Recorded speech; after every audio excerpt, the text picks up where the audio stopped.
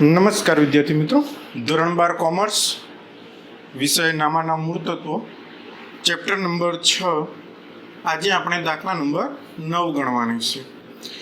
દાખલા નંબર 9ની અંદર માધવ, રાધા અને ગોપી 1/3, 1/3 અને 1/6 ભાગે નફો નુકસાન વહેંચતા ભાગીદારો છે. મિત્રો, અહીંયા જે જૂનું નફા નુકસાનનું પ્રમાણ આપેલું છે એને વિચારજો. આમાં છેતરાઈ ન જવાય.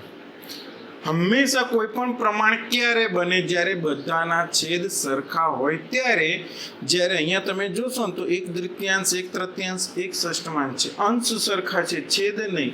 તો આપણે અહીંયા છેદ સરખા કરીશું અને ત્યારબાદ આપણે એનું પ્રમાણ નક્કી કરીશું. તારીખ 31/3/2016 રોજ તેમની પેઢીનું પાકું સર્વે નીચે મુજબ હતું.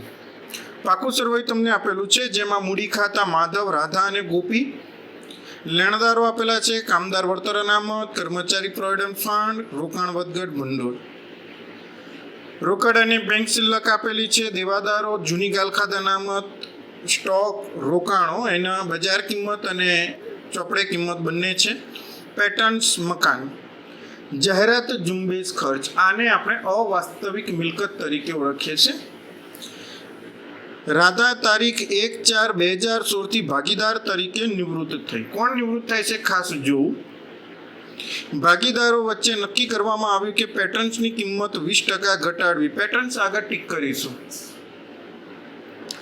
જ્યારે મકાનની કિંમત 90% સુધી ઘટાડવી. મકાન આગળ પણ આપણે ટીક કરવું પડશે. કામદાર વળતર અનામતની જવાબદારી ₹30,000 નક્કી કરવામાં આવી. આપણી પાસે ભંડોળ કેટલું છે ઉપર જોઈ લો, 24,000. આપણી પાસે સગવડ 24,000ની છે, 30,000 ચૂકવવાના થયા છે. તો ભંડોળમાં વધારો કરવો પડશે. ભાગીદારો વચ્ચે તો વહેંચાશે નહીં, વધારાનું ભંડોળ હોય ભાગીદારો વચ્ચે વહેંચવું પડે. અહીંયા તો પૈસા ખૂટે છે. ક્યાંથી લાવવાના? નફા નુકસાન ફાળવણી પુનઃ મૂલ્યાંકન ખાતું, એટલે કે નફા નુકસાન હવાલા ખાતામાંથી લાવીશું.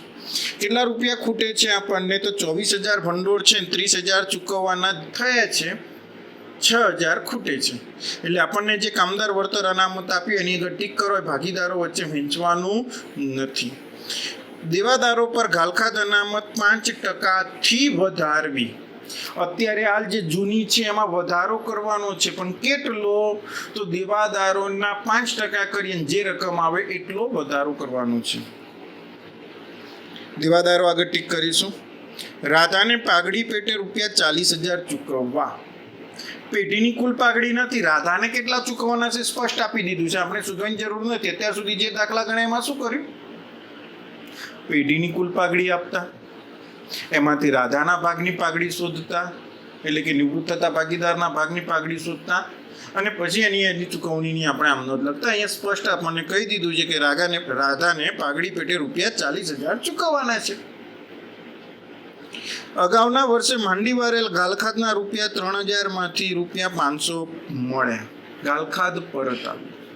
મિત્રો, આપણે જાણીએ છીએ કેટલી ગાલખાદ માંડીવારી છે એ મહત્વનું નથી, કેટલા પરત આવ્યા છે મહત્વનું છે. એટલે આપણને 3,000માંથી 500 પરત મળ્યા. તો 3,000 ઉપર જોવાની જરૂર નથી. ₹500 જે પરત મળ્યા છે એની જ આપણે નોંધ કરીશું, જે પેઢી માટે આવક છે. છઠ્ઠો હવાલો આ દાખલામાં નવો છે. રાધાને ₹5,000 રોકડા ચૂકવવા અને બાકીની રકમ 2 સરખા વાર્ષિક હપ્તામાં 10% વ્યાજ સહિત ચૂકવવા. હવે રાધાની જે લેણી રકમ આવે એમાંથી 5,000 તો તમે ચૂકવી દેશો, બાકીના પેઢીમાં લોન તરીકે રહેશે, અને એ 2 સરખા વાર્ષિક હપ્તામાં ચૂકવવાના છે. એટલે 1 વર્ષ પૂરું થાય એટલે એક હપ્તો, એટલે ₹18 ચૂકવવાના વત્તા વ્યાજ, અને બાકીના ₹18 એના પછીના 1 વર્ષ પછી ચૂકવવાના છે. એટલે એનું પણ આપણે અહીંયા અલગથી ખાતું, રાધાના લોનનું ખાતું પણ છેલ્લી ચૂકવણી સુધી તૈયાર કરવાનું છે. તો મિત્રો, પહેલાં આપણે જે પ્રમાણે દાખલો ગણતા હતા તે પ્રમાણે ગણી લઈશું. ત્યારબાદ આપણે રાધાની લોનની ગણતરી કરીને એની છેલ્લી ચૂકવણી સુધીની ગણતરી સમજવાની છે. હવે સૌથી પહેલું કામ શું કરવાનું છે? નિવૃત્તિનો દાખલો છે. તો તમને લાભનું પ્રમાણ, લાભ કે નવ પ્રમાણ આપ્યું છે. આપણે લાભનું પ્રમાણ જોઈએ છે. સીધે સીધું લાભનું પ્રમાણ આપ્યું હોય તો કોઈ પ્રશ્ન નથી. પરંતુ માનો કે તમને સીધે સીધું લાભનું પ્રમાણ નથી આપ્યું, અને એવા સંજોગોમાં તમારે જોવાનું કે લાભ આપ્યો છે, લાભ આપ્યો તો લાભનું પ્રમાણ બની જાય, નથી આપ્યું તો શું નવું પ્રમાણ આપ્યું છે? જો નવું પ્રમાણ આપ્યું હોય તો નવું પ્રમાણ અને જૂનું પ્રમાણ બંને વચ્ચેના તફાવત ઉપરથી આપણે લાભ શોધી શકીએ. ના, અહીંયા પણ નથી આપ્યું. તો હવે જો તમને દાખલામાં લાભનું પ્રમાણ કે નવું પ્રમાણ ન આપ્યું હોય એવા સંજોગોમાં નિવૃત્ત થતા ભાગીદારનો નફા ભાગ જૂના પ્રમાણમાંથી રદ કરો, બાકી રહેતું જૂનું સંબંધિત પ્રમાણ એ જ નવું પ્રમાણ કહેવાય. ચલો હવે અહીંયા જોઈએ કયા કયા ભાગીદારો છે. માધવ, રાધા અને ગોપી. ભાગીદાર માધવ, રાધા, ગોપી. કોણ નિવૃત્ત થાય છે ખાસ જોઈ લેવું. તો રાધા નિવૃત્ત થાય છે. આ જે છે તે નિવૃત્ત થાય છે. એમની વચ્ચેનો જૂનો નફા ભાગ 1/3, 1/3, 1/6. હવે આપણે આના છેદ સરખા કરીએ. 1/3 છેદમાં 6 લાવવા પડે દરેકના. 6 લાવવા માટે 2 ને 3 વડે ગુણો તો 3 દુ 6, તો ઉપર 3 એકા 3. હવે અહીંયા છેદમાં 6 લાવવા 2 વડે ગુણીએ તો 3 દુ 6, 2 એકા 2. અહીંયા તો કોઈ ફેરફાર કરવાની જરૂર નથી. શું કર્યું? છેદ સરખા કર્યા તમે. માટે જૂનું પ્રમાણ, તમારું જૂનું પ્રમાણ થયું 3/2/1.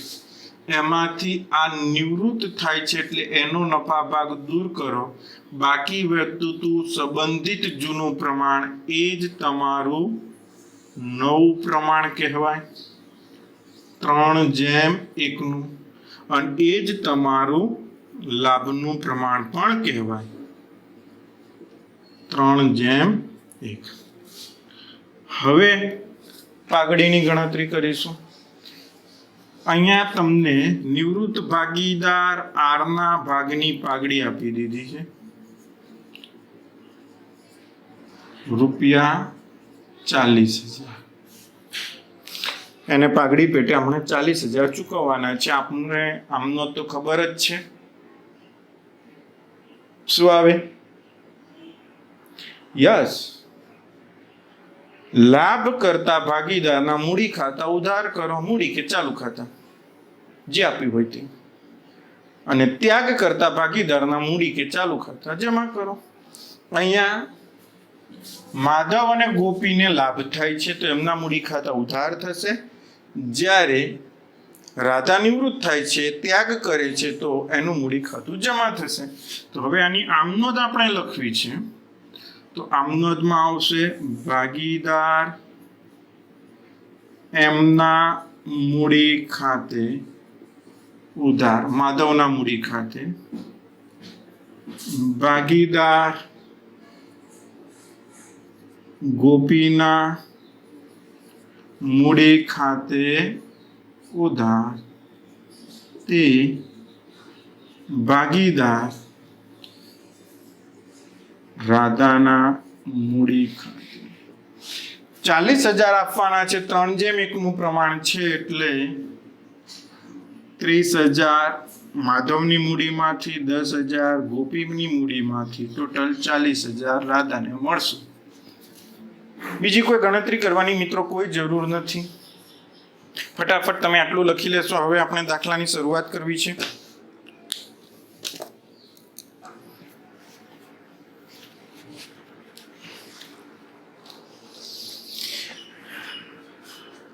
હવે જોઈએ તો સૌથી પહેલા આપણને મૂડી આપેલી છે તો મૂડી લખી લઈશું. બાકી આગળ લાવ્યા, બાકી આગળ लावे 1,36,000, 50,000, 54,000, 36,000, 50,000, 54,000. ત્યારબાદ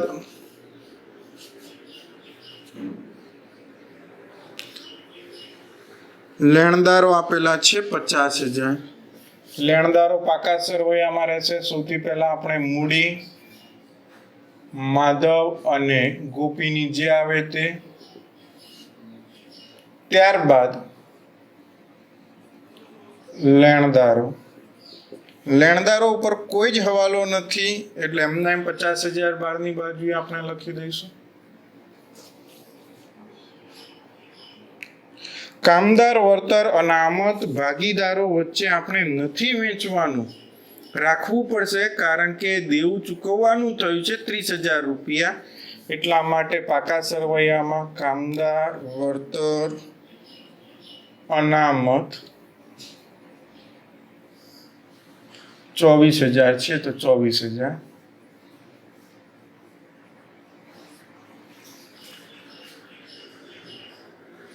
કર્મચારી પ્રોવિડન્ટ ફંડ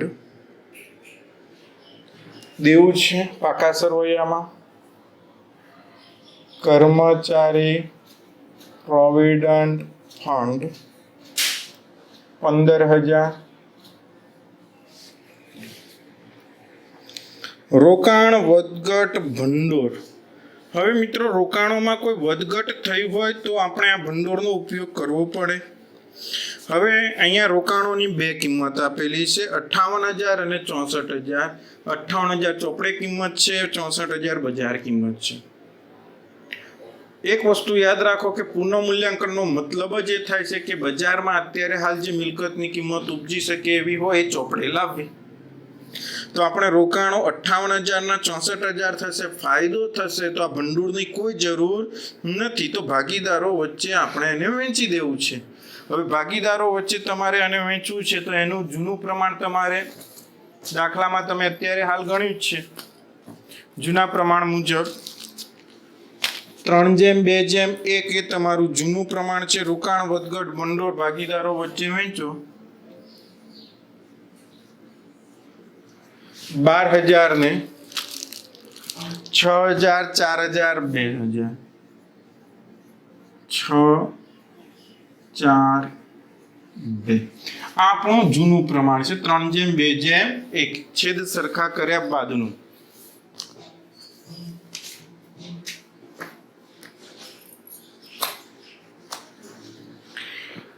ત્યાર પછી બીજા નંબરે જોઈએ તો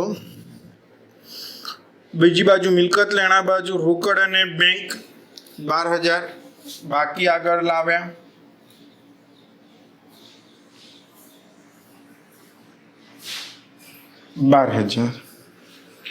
દેવાદારો 80,000 આપેલા છે. જૂની ગાલખાદ અનામત 5,000 છે. એમાં ફેરફાર થાય છે એટલે અંદર દેવાદારો 80,000. ગાલખાદ અનામત જૂની 5,000. ગાલખાદ અનામત નવી માઇનસ જૂની 5,000. સ્ટોક 62,000 એમાં કોઈ ફેરફાર નથી એટલે એમને એમ આવશે. સ્ટોક 62,000. રોકાણો 58,000 છે. બજાર કિંમત 64,000 છે. આપણે બજાર કિંમતથી દર્શાવવા પડે. રોકાણો 58,000 એની ચોપડે કિંમત, પણ બજારમાં અત્યારે હાલ વેચીએ તો એના 64,000 ઉપજે છે. એટલે રોકાણોની કિંમતમાં વધારો થયો, પેઢીને ફાયદો થાય. વત્તા વધારો 6,000 નો. તો આ જે 6,000 નો ફાયદો થયો પુનઃમૂલ્યાંકનની જમા બાજુએ આપણે દર્શાવવું પડે. રોકાણો ખાતે 6,000 પેટર્ન્સ અને મકાનો બંને ઉપર હવાલો છે એટલે અંદર રાખો. પેટર્ન્સ 35,000, મકાન 75,000,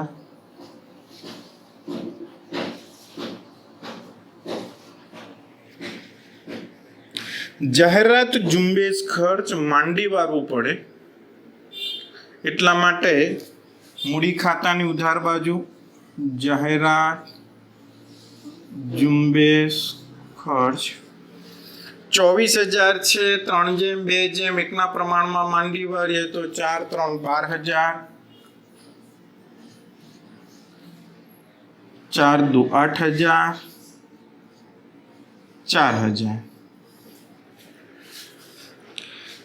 હવે દોસ્તો હવાલા તરફ જઈએ. હવાલામાં આપણને કહ્યું છે પેટર્ન્સની 20% કિંમત ઘટાડવી. 35,000 છે એના 20% ઘટાડો કરવાનો છે.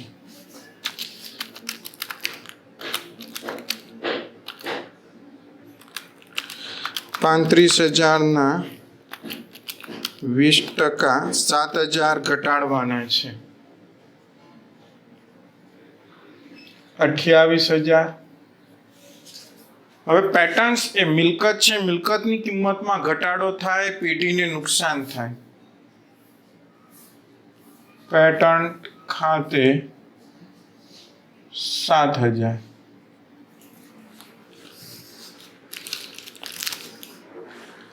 બીજા નંબરે છે મકાનની કિંમત 90% સુધી ઘટાડવી. કુલ 100% હોય એમાંથી 90% કરવા છે તો કેટલા ટકા ઘટાડો? તો 90% થાય તો 10%. સામાન્ય બાબત છે. એટલે મકાનની કિંમત તમારે 10% ઘટાડો કરવાનો છે. 10% પ્રમાણે 7,500 થાય.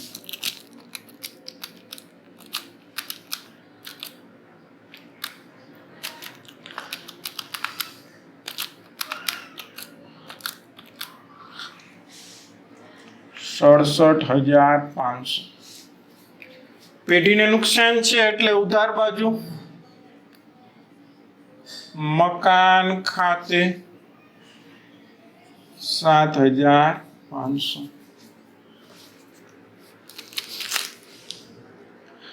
કામદાર વળતર અનામતની જવાબદારી ₹30,000 નક્કી કરવામાં આવી છે. આપણી પાસે ભંડોળ કેટલું છે? તો 24,000 ચૂકવવાના થાય 30,000. એટલે આમાં આપણે વધારો કરવો પડે. કેટલો વધારો કરીશું? તો 6,000, 30,000. તો આ જે 6,000 તમારે વધારો કરવો પડ્યો પેઢી માટે નુકસાન છે અને નુકસાન પુનઃમૂલ્યાંકનની ઉધાર બાજુ જ દર્શાવવું પડે.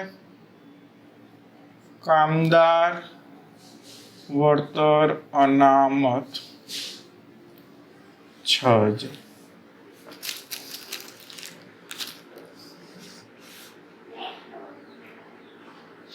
દેવાદારો પર ઘાલખાદ અનામત 5% વધારવી. 5% વધારવી ને 5% વધારવી એટલે અત્યારે હાલ જે છે એમાં વધારો કરવાનો છે. પણ કેટલા? તો જે દેવાદારો હોય એના 5%. તો 80,000 5% 4,000. હવે ઓલરેડી તમારી પાસે જૂની તો 5,000 હતી, બીજા 4,000 વધારીએ એટલે ગાલખાદ અનામત તમારું નવું 9,000 થઈ જશે. ખ્યાલ આવી ગયો? 5,000 હતી બીજી દેવાદારોની જે રકમ છે એના 5% વધારવી એટલે કે 80,000 5% 4,000 થી વધારવાના. તો 5,000 હતા એમાં બીજા 4,000 થી વધારો કરીએ એટલે 9,000 જૂની નવી ગાલખાદ અનામત આવી. દેવાદારોની રકમ 71,000 થઈ જશે. હવે નવી તમારે 9,000 આવી, જૂની 5,000 હતી. તમે જે 4,000 નો ગાલખાદ અનામતમાં વધારો કર્યો પેઢી માટે નુકસાન છે, પુનઃ મૂલ્યાંકનની ઉધાર બાજુ આવે છે. ત્યારબાદ રાધાને પાઘડી પેટે ₹40,000 ચૂકવવા આપણે આમનો તૈયાર જ રાખેલી છે. કોણ ચૂકવશે? તો જેને લાભ થયો છે તે લોકો. તો માધવ અને ગોપી એ બંનેના મૂડી ખાતાની ઉધાર બાજુ ભાગીદાર આરના મૂડી ખાતે માધવની મૂડીમાંથી 30,000 અને ગોપીની મૂડીમાંથી 10,000 ઘટશે. જ્યારે રાધાની મૂડી ખાતાની જમા બાજુ ભાગીદાર એમના મૂડી ખાતે 30,000 રૂપિયા એમની મૂડીમાંથી આવશે અને ભાગીદાર જીના મૂડી ખાતે જીની મૂડીમાંથી 10,000 આવશે.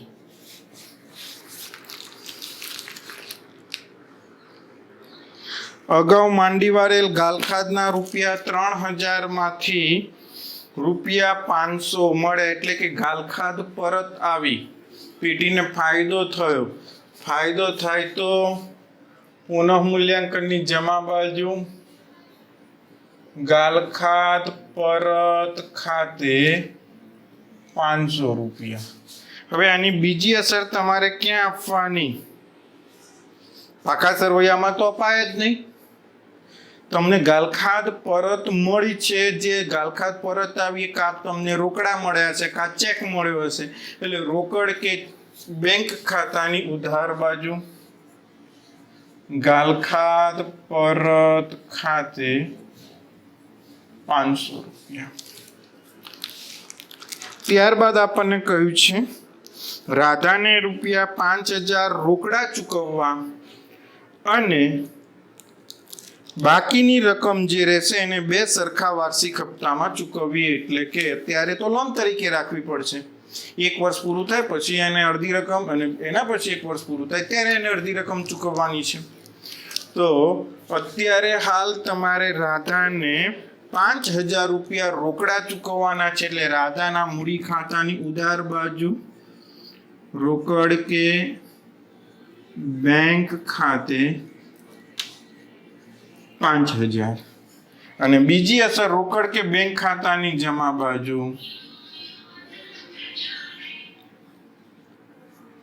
આરના મૂડી ખાતે 5,000. હવે બાકીની રકમ જાણવા માટે સૌથી પહેલા પુનઃમૂલ્યાંકન ખાતું બંધ કરો, એનું પરિણામ જે છે મૂડી ખાતે લાવો અને ત્યારબાદ રાધાનું ખાનું બંધ કરીશું એટલે બાકીની રકમ લોન તરીકે મળશે. તો ચલો સૌથી પહેલા પુનઃમૂલ્યાંકન ખાતામાં મને ઉધાર સાઈડનો સરવાળો મોટો લાગે છે. 6 4 10 10 ને 24,500 રૂપિયા ઉધાર બાજુ 24,500 24,500 એમાંથી 6,500 જાય એટલે 18,000 રૂપિયા વધે.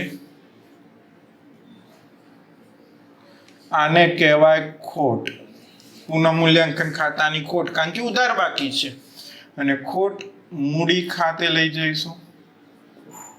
ત્રણેય ભાગીદારો વચ્ચે વહેંચાશે. M R G 3 3 9 3 2 6 3 1 3. બીજી અસર મૂડી ખાતાની ઉધાર બાજુ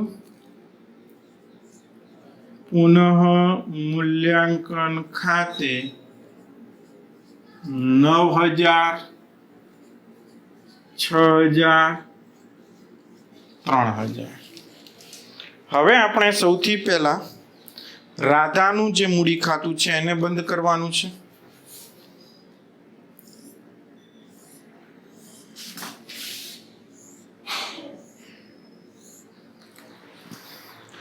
પચાસ 60 70 80 90 ને 4 94.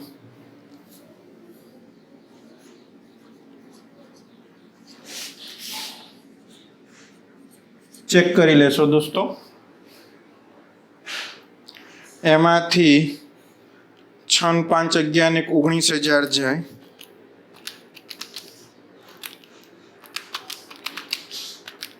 75,000 75,000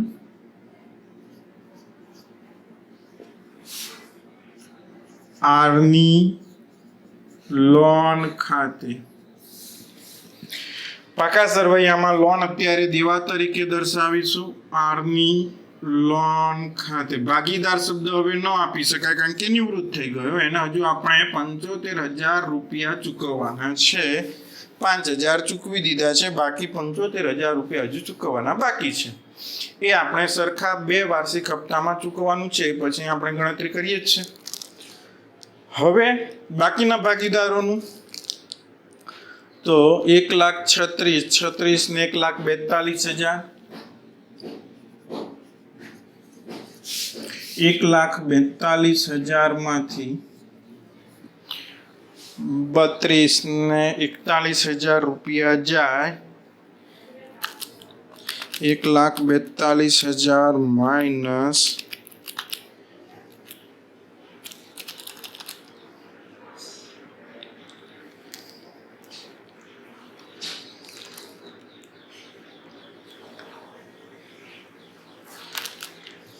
1,42,000 માઇનસ 12,000 માઇનસ 30,000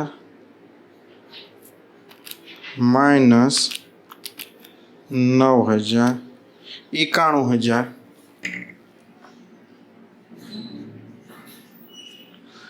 બાકી આગળ લઈ ગયા. અહીંયા હવે એની 91,000. હવે ગોપી માટે 54,000 વત્તા 2,000 ટોટલ 56,000. 56,000 માંથી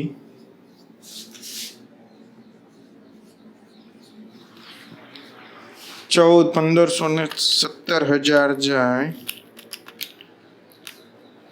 એટલે 39,000 રૂપિયા.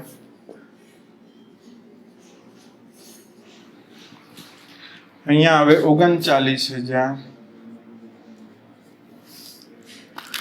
વત્તા 91,000 1,30,000 પેટીની કુલ મૂડી કહેવાય આને. હવે રોકડ કે બેંક ખાતું પણ બંધ કરવું પડે. 12,500 12,500 5,000 જાય 7,500 રૂપિયા આપણી પાસે વધ્યા છે. બાકી આગળ લઈ ગયા. રોકડ કે બેંક ખાતે 7,500. ચલો હવે સૌથી પહેલા આપણે મૂડી દેવા બાજુનો સરવાળો કરી લઈશું. 1,30,000 વત્તા 50 60 70 80,000 15 ને 75 90,000 3 લાખ. મિલકતો બાજુ જોઈએ તો 71,000 વત્તા 62,000 64,000 28,000 67,500 7,500 3 લાખ. ઓકે. હજુ દોસ્તો આ દાખલો પૂરો ન ગણાય કારણ કે આપણને શું કહ્યું છે કે આરની જે લોન છે એને 2 સરખા વાર્ષિક હપ્તામાં ચૂકવવાની છે અને એ પણ 10% વ્યાજ સહિત. અને લોનની ગણતરી દર્શાવી એનું લોનનું ખાતું અંતિમ ચૂકવણી સુધી બતાવવાનું છે. એટલે પહેલા આપ આટલું લખી લો, ત્યારબાદ આપણે લોનની ગણતરી કરીશું. ઓકે દોસ્તો, હવે આપણે આરની લોનની ચૂકવણી અંગેની ગણતરી સમજવાની છે. આરની લોન કેટલી છે?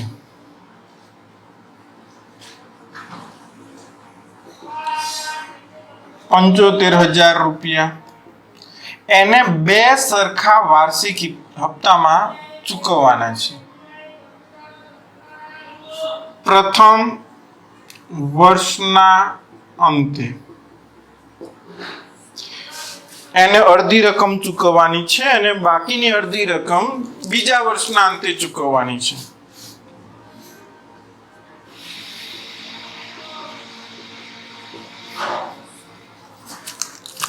તો 75,000 એના બે સરખા ભાગ પાડો તો લોન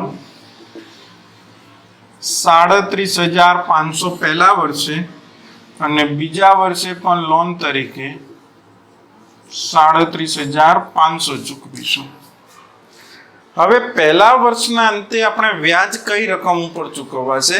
તો પહેલું વર્ષ તો 75,000 પેઢીમાં લોન તરીકે રહ્યા, એનું વ્યાજ બરાબર આ સમજવાનું છે.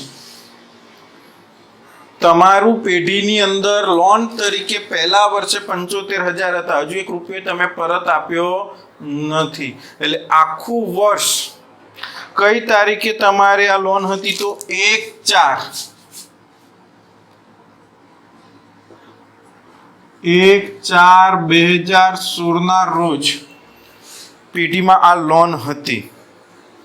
હવે આ લોનની રકમ તમે પ્રથમ વર્ષના અંતે એટલે કે તારીખ 31/3/17 ના રોજ ચૂકવશો. એટલે 1/4 થી 31/3 સુધીનું 75,000 નું 10% પ્રમાણે 7,500 રૂપિયા વ્યાજ થાય. એટલે પ્રથમ વર્ષના અંતે તમારે ટોટલ 45,000 રૂપિયા રોકડા કે બેંક મારફતે તમે ચૂકવશો.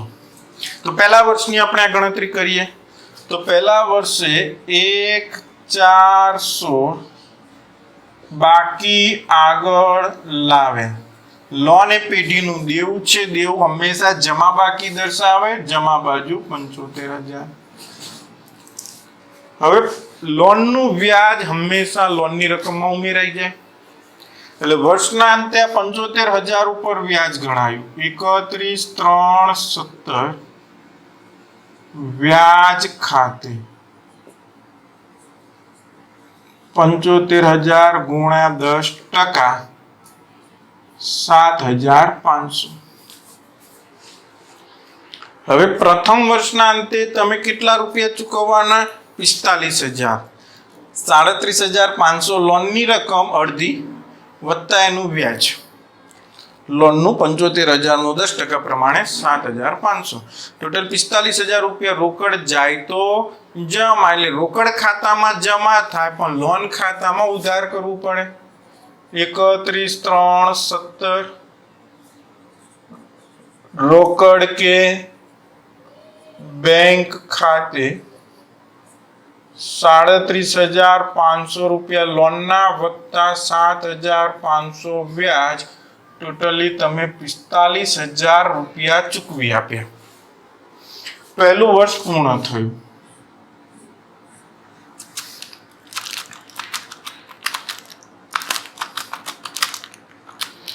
$82,500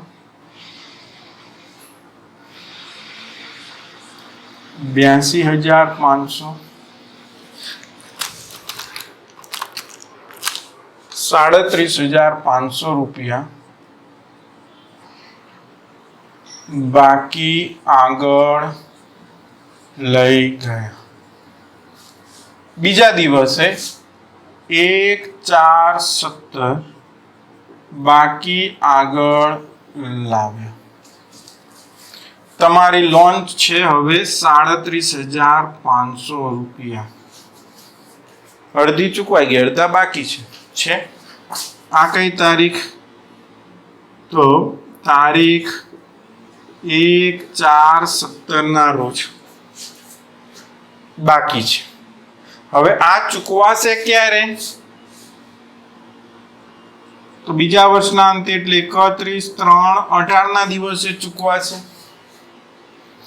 તો એ રકમ ઉપર આપણે પાછું વ્યાજ ગણવું પડે.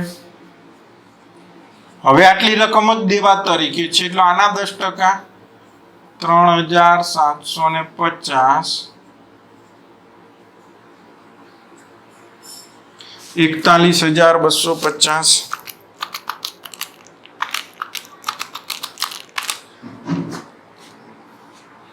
તો અહીંયા હવે 31,3,18 વ્યાજ ખાતે 37,500 ના 10% 3,750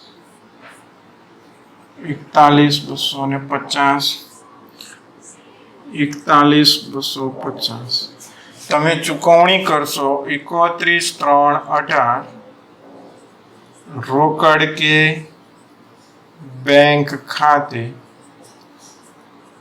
37,500 લોનની રકમ વત્તા તમારું બીજા વર્ષનું વ્યાજ થયું 3,350 ટોટલી 41,250 રૂપિયા ચૂકવશો. કોઈ બાકી આવશે નહીં. આનો મતલબ એવો સમજો કે હવે પેઢીમાંથી લોન ચૂકવાઈ ગઈ, પેઢીમાં હવે દેવા તરીકે આ લોન હશે નહીં. ઓકે મિત્રો, ખ્યાલ આવી ગયો હશે, લખી લેશો. પરીક્ષામાં લોનની ચૂકવણી અંગેનું ખાનું બનાવવાનું કયું હોય તો જ આ કામ કરવાનું છે. જો ન કહ્યું હોય તો આ ગણતરી કરવાની કોઈ જરૂર નથી. અહીંયા દાખલામાં સ્પષ્ટ કહ્યું હતું એટલા માટે આપણે ગણેલું છે. તો મિત્રો, આ દાખલાને, આ વિડીયોને ફરીથી રિવાઇઝ કરી લેશો, ફરીથી જોઈ લેશો અને જાતે ગણવાનો પ્રયત્ન કરજો.